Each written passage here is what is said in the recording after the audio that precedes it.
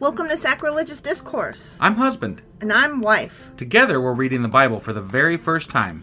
We grew up without religion and wanted to know what all the fuss was about. Well, what have we learned so far? That God is a dick, and apparently some people believe in talking donkeys? We're not trying to pass ourselves off as experts. Nope, we're just reading the Bible for the first time and giving our first take reaction. If you'd like to join us in this venture, you might consider starting at episode 1. Otherwise, jump in wherever you like. All right, let's go read the Bible. Yeah, let's get to it.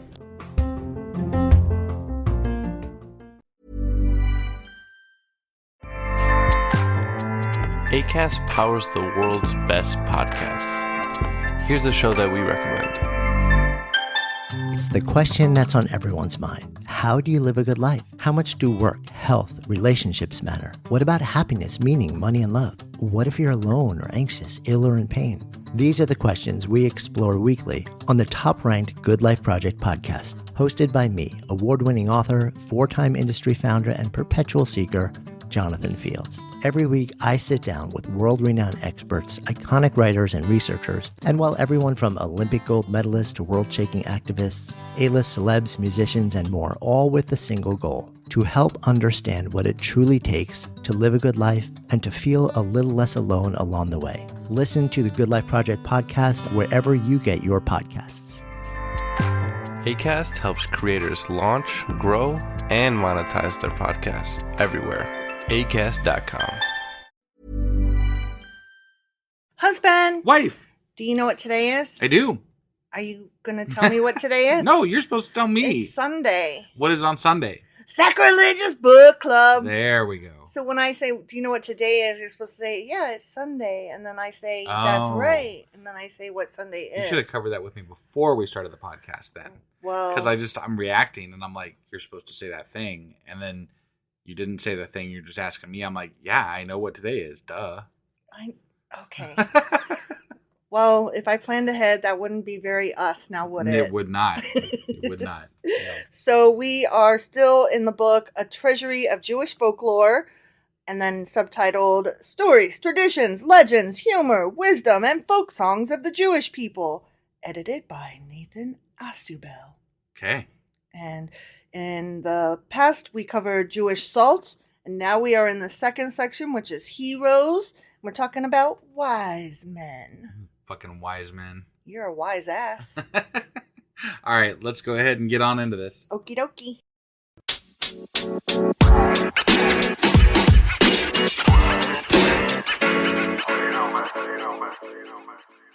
Okay, so wise men. Wise men. And remember we talked before about how wise men and wisdom and knowledge is what the Jewish people consider your greatest asset, your greatest gift. Yeah. So that's why it's such a big fucking deal. That's why Solomon was such a big fucking deal. Right. Right. Exactly. Because he's the wisest. Actually, I have a story about him I'm going to read today. I mean, it only makes sense in the wise men section, you know? Exactly. So I didn't note last time that under wise men, it is further broken down into wise and learned men and then parables. Okay. So there is one story under the wise and learned men story or section that I'm going to read before we move on to parables. Okay. And it's called Why Jerusalem Was Destroyed on page 55. Because God's a dick. Pretty much. That's my answer. Pretty much. Okay, ready? Yeah. Why was Jerusalem... Jerusalem? Okay, let's try that again. Right, yeah. Leave that in. Yeah, well, duh. Why was Jerusalem destroyed? Asked the sages of Israel. Jerusalem. Okay, stop. I can't. Jerusalem was destroyed only because of the desecration of... Okay. Apparently you can't read today. Well, okay, let me explain. So, I was supposed to have a bridge put in, and the temporary that they put in while they're making the mold for the bridge. Yeah. The temporary popped off. Mm-hmm. Okay. Yeah. So, and I still don't have the bridge put in for another week, but between now and then. So now you have a speech impediment. Yes, actually I do. You probably haven't noticed it much because you don't notice things, but there's a really, really sharp piece of tooth that has, for the last week since it popped off, been slicing my tongue. So that's exciting. I have a little bit of a lisp, and it's getting worse while I read this book. Yeah, while I wait for my bridge to be put in. I gotcha. So I'm like, so basically, we're asking we're asking for forgiveness. Please forgive us, listeners. I always ask for forgiveness because I'm always fucking up, and there's always a reason. Right. Okay, let's start over here. Ready? Okay, I'm ready. Why was Jerusalem destroyed? Asked the sages of Israel. Yeah. Jerusalem was destroyed only because of the desecration of the Sabbath. Jerusalem was destroyed only because the morning and the evening prayers were abolished. Abolished? Jerusalem was destroyed only because the children of the schools remained untaught. Jerusalem was destroyed only because the people did not feel shame towards one another. So let me just stop here. Mm-hmm. God destroyed Jerusalem because people weren't being taught about him, and because they weren't worshiping him. And so he's like, I'm going to kill you, and I'm going to make this, I'm going to destroy you. What they are saying is that Jerusalem was destroyed through us, not by God. We destroyed Jerusalem. Oh, right. That's what they're saying. Okay. All right. Did not feel shame, blah, blah, blah. Jerusalem was destroyed only because no distinction was drawn between the young and the old. Jerusalem was destroyed only because one did not warn or admonish the other. Jerusalem was destroyed only because men of scholarship and learning were despised. Jerusalem was destroyed only because there were no longer men of faith and hope in her midst. Other sages of Israel said, Jerusalem was destroyed only because her laws were founded upon the strict letter of the Torah and were not interpreted in the way of mercy and kindness. This is a lot of reasons that are only the reasons. That's kind of the point. That's kind of the point. From the day that the temple was destroyed, men of sound judgment were cut off. Confusion of thought prevailed, and the heart did not seek after purity, but decided according to appearances. The shedding of blood profanes the holy soil, and is an offense against the divine presence. It was because of the shedding of blood that the holy temple was burnt. Okay. They shed blood in the fucking holy temple, like they do sacrifices and shit, so it just doesn't really strike me as whatever. Okay, you're being like really... I'm being... You're not understanding the spirit of this, on purpose. I apologize. And I read this because it kind of strikes me as very prescient. Like, yeah, no, it does. I mean, there are definitely parts of it other than the faith and the whatever. Well, but that's what I was trying to say, was that Christians use many of the same reasons for today, like there's no prayer in school and blah, blah, blah. And that's why the world sucks. Right. But also, we atheists or agnostics or humanists or free thinkers, secular, whatever. Yeah, we use similar reasoning why the world is going to shit. We have no shame anymore. We have no kindness and empathy toward each other. It just strikes me that we all use similar reasoning, and we're not all wrong. No, we're not all wrong. I mean, yes, there are things that cause the world to fall apart, but that does not mean that. So when you invoke God as part of that, though, then you allow for someone else to throw on other meaning to that. Well, sure. That's part of the issue as well. No, yes, definitely. I wasn't trying to say that every single point mentioned here was correct. I was interested in this because it was so similar to so many different arguments by so many different people of so many different creeds. Well, and it strikes me also as part of this, like part of their issue with things falling apart is that the lack of instruction, the lack of learning. And I'm like, that's exactly what, religious people don't want from you. They want you to unlearn what you're learning, so. You mean Christians, yes. And I'm speaking from a very American sense of this as far as what I'm going from. Yeah, so. yeah. But, there's definitely an unlearning of science. There's an unlearning of, that they expect of you in order to be part of the club. I feel like this piece here, why Jerusalem was destroyed, is a very, like, I think we can relate to this piece more than Christians can. Christians would take all of these points and turn them wicked and ugly. Right. You know what I mean? Whereas I relate to it on a very, the way you said, science and learning and education and empathy and kindness and love. Sure. Like, it's just interesting to me. No, I think so at some level, I think that, we're talking about thousands of years ago, right? With early Judaism and stuff like that. So, I think that they were on the right track for learning and for questioning and things like that. Absolutely. Now, they didn't have a good basis in science or anything like that to understand the world that they lived in. So there goes God. There's God. Right. That's where God is, right? God is in those gaps that you don't understand. And it's sad that we kind of stopped as a society for long periods of time along the way since then. We had the Dark Ages. We had, we have right now. We keep having these periods of unlearning and dark ages that. And I think ultimately that's what's stopping progression. That's what's stopping us from moving forward as a world, as a society, as humans. I find it interesting that in this period of unlearning, we are going back to the moon.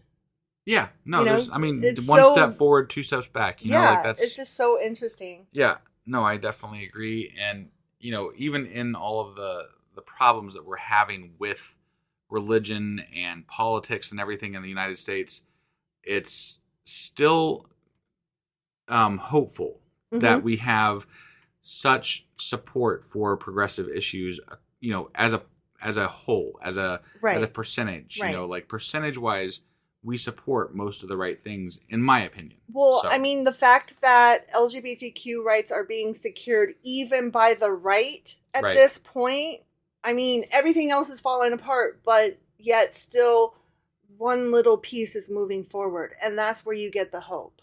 Right. Right. That's where there's always a light. And you have to keep moving toward the light, even if you know yourself that you're never going to reach it. Well, and I think if you take, we grew up in the 80s, right? The world has changed significantly for the better. Yeah. Other than certain things. Climate change, obviously, we fucked that up, right? Yeah, absolutely. But societal norms have changed for the better, generally speaking. And some. That's what I'm saying, generally speaking. That's what I'm saying, generally speaking. But, if you take history in 40 to 50 year swaths, then we're moving in the correct direction. It just doesn't always feel like it in the moment. Right. And we need the goal, I think, is to keep us from backsliding further so that we don't lose the momentum that we still have. Right. And I think that you have to take yourself out of the moment sometimes to have that hope. And you have to look at the larger picture. Definitely. As we keep slouching forward. Because it's easy to get lost in the daily news narratives that tell us we suck, we're great, we're great. Whatever you're listening to, there's always somebody out there screaming about something. So, including us. Sure. We're here daily screaming about shit. Well, yeah. That's why this piece spoke to me more on a personal level than it did for our podcast. Specifically what we're doing, right? Trying to read Jewish folklore. Yeah. Like it spoke to me more on a personal level than on a for our podcast level. Right. And I just felt like it was worth reading. Yeah, sure. Definitely. Okay. So that wraps up that section. The next section we get into is parables. And the intro to that is on page 56 and 57. And I just took some quotes from that intro. And I will read them now. Okay. Of all elements in Jewish folklore, the parable is probably the most distinctly Jewish. Okay. Okay, I thought that was interesting. Pentateuch has only 5 parables, but they abound in the Agada, the Midrash, and in many books of the Apocrypha, and in most Jewish medieval literature. Okay. So I thought that was interesting to know. Right. Considering that it's so important, but the Pentateuch itself, 5 books of the Bible only has 5 parables. Yeah. Yeah. Okay, here's a quote. No doubt with the intellectual snobs in mind, the teachers of the people wrote admonishing in the Agada, do not despise the parable. With a penny candle, one may often find a lost gold coin or a costly pearl. By means of a trifling, simple parable, one may sometimes penetrate into the most profound ideas. I mean, I think parables help you bypass they help you bypass your what do you call it? Your ideas that you have set in your head, whatever. I was trying to come up with a word. I'm going to stop because whatever. Preconceived notions. Thank you. Yes. Yeah, that's the one. Thanks. Yep. So I think it helps you bypass that by not jumping out immediately and saying what you're trying to teach. It makes you think about it in a roundabout way and say, huh. Well, I don't know if you recall, but last week there was a story that I read regarding the difference between truth and parable. Yeah. And that parable is just truth in better clothing. Right. And it is easier to swallow. It's more acceptable. Agreed. And I don't know that they're always truths necessarily. Right. But they do make you think regardless. Yeah. So. Yeah.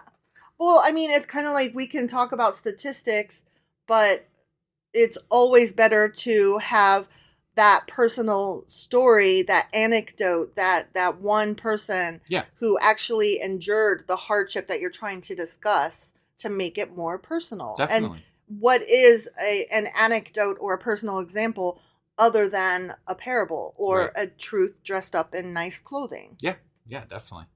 So according to the universally accepted tradition, it was King Solomon who, quote, invented the parable. Invented it, huh? Mm-hmm, Wow. Mm-hmm. Yeah, because he was so motherfucking wise. Man, he invented it. According to universally accepted tradition. Got it. So not necessarily what happened, just it gets attributed to him because it's fun. There weren't a lot of books back then, Mm-hmm. and he happens to be in one of those books. Right. So, I think he might have a leg up here given the amount of history that was done to that point that was written down. Sure. So.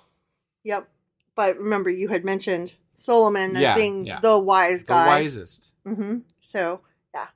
Very often, the parable was told not so much to instruct as to offer solace to the Jewish people. Okay. Which, that also makes sense. Yeah. Okay, so now I have a couple of stories from that section. Okay. Which I will read. Let me find them in my massive get to the page. tome. Yeah. Right. Actually, I'm only reading one parable today. Oh, just one. Just okay. one. All right. Because I should have split these up better because we'll still be doing parables next week, and then we will also get into the ancient art of reasoning next week. Okay. I should have just done these like a miniature section at a time. Got it.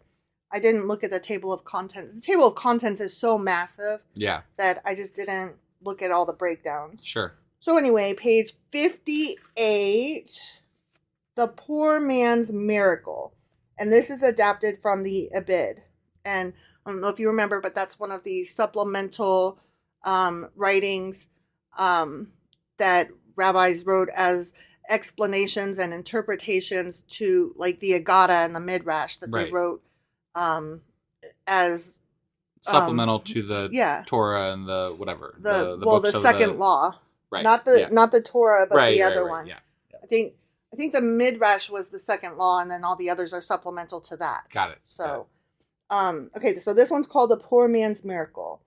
No one showed any compassion for the poor man as he went from house to house begging for a coin or a crust of bread. Many a door was slammed in his face, and he was turned away with insults. Therefore, he grew despondent. One wintry day, as he was trudging through the slippery streets, he fell and broke his leg. Thereupon they took him to a hospital. When the people of the town heard that a poor stranger had been taken to the hospital, suffering from a broken leg, they began to feel very sorry for him. Some went to comfort him. Others brought him good things to eat. When he left the hospital, they furnished him with warm clothes and gave him a tidy sum of money. Before the poor man left town, he wrote to his wife, "Praise God, dear wife, a miracle happened. I broke my leg." And this moral, all of these have a moral attached to them. Okay. And the moral, I love it. I know. The moral of this one is most people would sooner help one who has fallen than help keep him from falling. That's true in today. Yeah. That's why I chose that one. Yeah. So no, that's great. I find that the two stories that I chose to read that were written hundreds and hundreds of years ago Mm-hmm. are still so fucking true today. Yeah. Yeah, no, it's absolutely true. Yep. And even, one of the things that it just bothers me, but this is a truism. And that's that, like, even churches, like, if you don't show up in your Sunday best, they're going to turn you away, not turn you away, but you definitely would be looked down upon at the very least, Yeah. So, like, if a homeless person walked into their church on a Sunday, they're not going to get a warm welcome. They're not going to get help. They're not going to get, they can show up, they're welcome to show up on the day when they're giving out food to look good for the, whatever social media is and all that kind of crap, right? For the photo op. Yeah. Do it for the gram. But don't invade their personal, like service. Their Jeez, club. That's crazy. Their Sunday club meeting. Yeah. Yeah. But it's very true. Like when tragedy befalls somebody, whether they're poor, rich, well, mostly poor, when they're poor, people will reach out and help. But if you just ask for help before tragedy has hit, knowing even that there might be an impending tragedy coming, people are not willing to help. Right. You have to already be in the earthquake. You can't ask for money to, like, build up your house, to prevent it from falling in on you. And that even applies to our politics. We don't, like, when COVID hit, we had let our medical supplies as a nation go to such levels that we weren't prepared for it, So that we had to tell people, don't wear masks because we need our medical staff to have that PPE. Right, because we don't prepare ahead of time. Right. We don't worry about it until something happens. I've been saying that for ages with regard to my favorite example, which is out in Eaton, Ohio, which is country, bumfuck USA. Yeah, it is. There was a train track. And they had a rail or a guard thing that came down, but they didn't have the guard thing. They just had the lights. Yeah. And they had to have so many fucking accidents happen, deaths, before they would put up a fucking rail that came down to stop traffic. That's the same thing with car companies. They got to have so many deaths happen for something that's wrong with their cars across the board before they take action on that and do a recall. There has to be either enough financial hit or enough financial incentive for them to take an action that is okay. It's the same reason we have climate issues right now and we're not doing anything about it because it hasn't actually hit anything. Like, it has hit lots of things. It hasn't hit anything that rich people give a fuck about. Right, exactly. Yeah, that's the They'll be the first to be okay because they all have bolt holes and they all have places and well, I imagine when the fucking power grids start going down all the time because of fucking climate change, they're gonna be like, why didn't somebody fix this? And we're gonna be like, because of you assholes. Right. I'm just saying, it's your fault. Yeah. Why Texas is still having power problems. Yeah, but it's not quite enough yet to, like, cause massive concern. And we can blame it on other things. It's just a bad winter, it's a bad whatever, bad heat. Well, and as long as what's his name, Cruz, can continue to go to Cancun when the power goes out in winter. Right. Who gives a fuck? Yeah. If the entirety of Texas freezes to death, who gives a fuck? Yep. That is true. True. So parables, good stuff. Yep.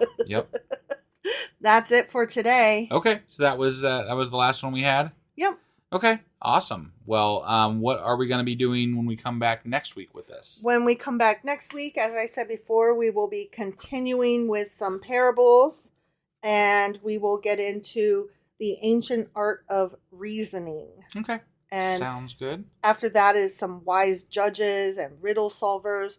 So I mean, we've got some stuff to do under wise men. Yeah. No, I really enjoyed today's stories. They were good. So that was awesome. I'm looking forward to next week.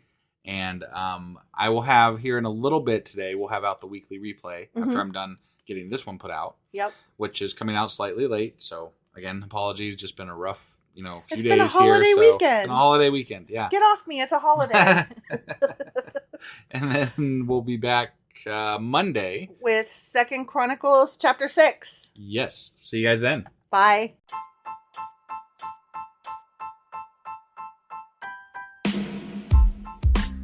Hey, wife. I guess that's the end? But husband, that's just sad. It doesn't have to be. We are on lots of social media platforms like Twitter. Our handle there is sacrilegious_D. For D's nuts. Oh my God. Stop doing that. Anyway, we're also on Facebook, Instagram, and Pinterest. There's a link to all of our social media sites at our website. Ooh, we have a website? Yeah, it's sacrilegiousdiscourse.com, where you can also find a link to our merch shop. We have a merch shop? Yep, we have podcast-themed clothing, mugs, notebooks, and more, as well as an atheist and science-themed products. Wow, our fans should really go check that out right now. Definitely. They can get in touch with us by sending an email to sacrilegiousdiscourse@gmail.com. But before they do that, we could really use some help. Oh yeah? With what? Well, it's not free running the podcast, and we need some financial support in order to get better equipment, which will free up time so we can concentrate on our podcast and our fans. Okay, so what should they do?